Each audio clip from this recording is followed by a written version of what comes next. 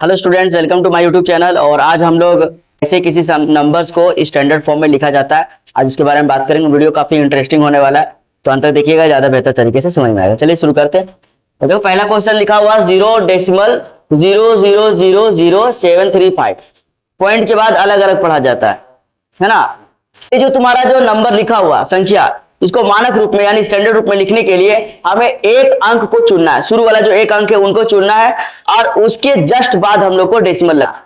अंक हमारा डेसिमल होना चाहिए। यहाँ पर लेफ्ट साइड से बात करेंगे तो एक अंक के बाद हमारा क्या होना चाहिए? डेसिमल होना चाहिए। यही हमारा मानक रूप होता है किसी संख्या को लिखने का। तो लोग इससे शुरुआत कैसे करेंगे? तो पहले जो क्वेश्चन है वो पहले आप लिख लीजिए। क्वेश्चन लिख लिया। अब यहां से आप पहले पॉइंट हटाइए। जैसे पॉइंट हटाइएगा एक लगेगा। पॉइंट के बाद कितना अंक है? 7 अंक है, तो 7 जीरो लगाइए। 7 जीरो लगा दिया पॉइंट के बाद। अब क्या करो, जब पॉइंट हट गया तो मेरे पास 735 बचा है, और नीचे कितना बचा है? 1 पर 70 बचा हुआ है। अब गौर से देखिए, ये 735 है और नीचे कितना? 1 पर 70 है। ठीक है, अब क्या करना, हमें पॉइंट कहां लगाना? एक अंक के बाद लगाना, यानी हमें लेफ्ट साइड से एक अंक को चुनना है। एक अंक कौन है? 7। तो 7 पर के बाद हमें पॉइंट लगाना। यहाँ पॉइंट आप तभी लगा सकते हैं, यानी यहां जब हम पॉइंट लगाएंगे तो यहाँ 2 अंक बचेगा। कितना अंक बचेगा? 2 अंक। तो यानी कि अगर 2 अंक के बाद पॉइंट लग रहा है, यानी आपने 100 से डिवाइड किया। कितना से डिवाइड किया? तो हमें 100 से यहाँ भी डिवाइड करना पड़ेगा, यहां से ही डिवाइड करना पड़ेगा 100 से, है ना। अब एक काम कीजिए, 735 है, रहने दीजिए। जब 100 से डिवाइड करेगा तो यहाँ भी 100 से डिवाइड हो रहा है, तो ये डिवाइड ऊपर नीचे हो जाएगा। क्या हो जाएगा?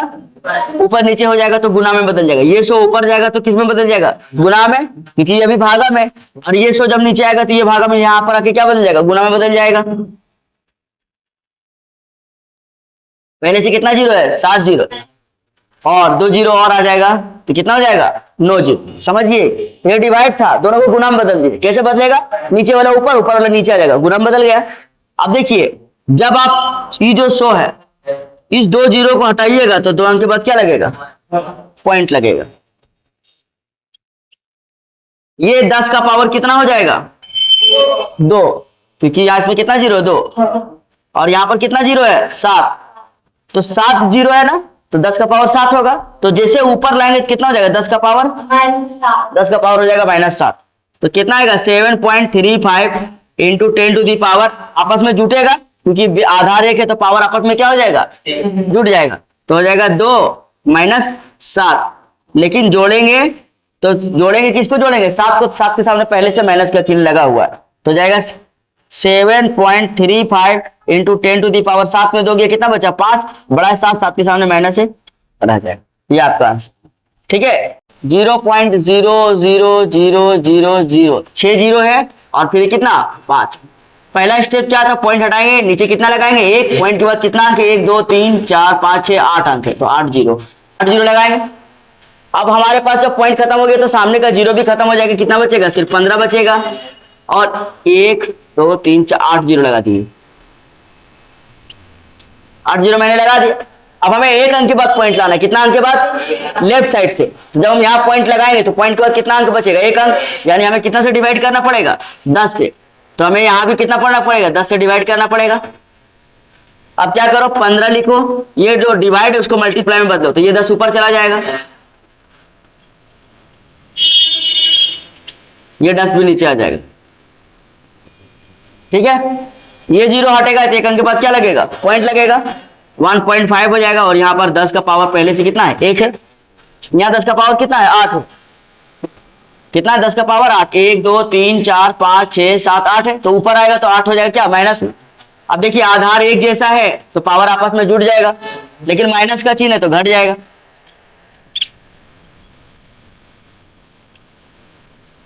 तो 8 में ये कितना बचा? 7 बड़ा है 8, 8 के सामने माइनस का चिन्ह है तो माइनस लगेगा। समझ में आया? इसी तरीके से तीसरा नंबर क्वेश्चन देखिए, 5 जीरो। ये क्वेश्चन है तीसरा नंबर का। इसको भी हमें क्या बदलना है? स्टैंडर्ड फॉर्म में लाना, यानी मानक रूप में लिखना है।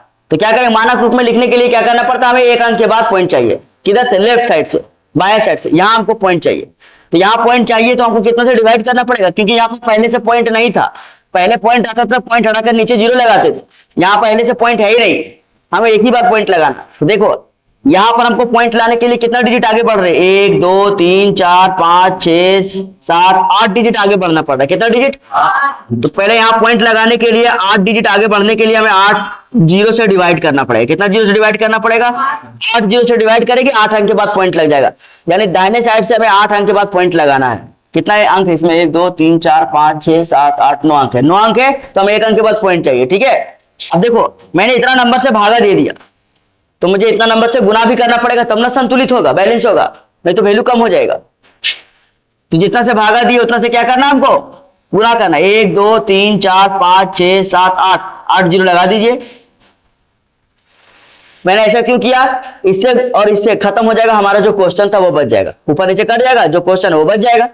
लेकिन हमारा यहाँ एक काम बन जाएगा। क्या बन जाएगा? 1 2 3 4 5 5 जीरो से पहले 5 जीरो आप काट दिए। यहाँ कितना जीरो बचा? 3 जीरो। 3 जीरो हटेगा, 3 अंक के बाद पॉइंट लगेगा, आ गया ना 1 अंक के बाद पॉइंट। 2.546 ये सब जीरो खत्म हो चुका है। यहाँ पर इंटू 10 लिखेंगे, कितना जीरो है? 8, तो 10 का पावर कितना हो जाएगा? 8। ये आपका आंसर है। मानक रूप निकालने का यही तरीका है। ठीक है, एक क्वेश्चन है, मैं आपको होमवर्क दे रहा हूं, उसको बनाइएगा। तो ये मेरा क्वेश्चन है आप लोग से, इसको आप सॉल्व करके इसका आंसर कमेंट बॉक्स में आप लिख सकते हैं। ठीक है, मिलेंगे नेक्स्ट वीडियो में। Thank you for watching.